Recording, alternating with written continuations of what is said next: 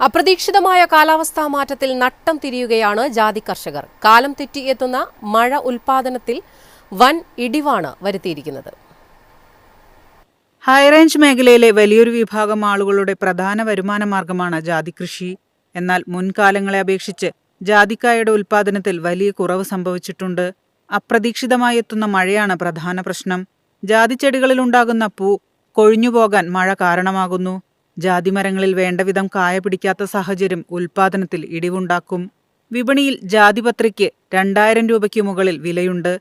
മെച്ചപ്പെട്ട വില ലഭിക്കുമ്പോഴും ഉൽപ്പന്നക്ഷാമത്തിലാണ് കർഷകർ. കൊക്കോ കർഷകരും സമാന പ്രതിസന്ധിയാണ് നേരിടുന്നത്. ഉൽപാദനം ഇടിഞ്ഞതോടെ കർഷകർ കൊക്കോ ഉപേക്ഷിച്ച് മറ്റു കൃഷികളിലേക്ക് തിരിയുന്ന സ്ഥിതിയിലാണ്. ഉൽപാദനക്കുറവ് തുടർന്നാൽ കൊക്കോയ്ക്ക് പിന്നാലെ ജാതി കർഷകരും പൂർണ്ണമായും മറ്റു കൃഷികളിലേക്ക് വഴിമാറേണ്ട അവസ്ഥയിലാണ്.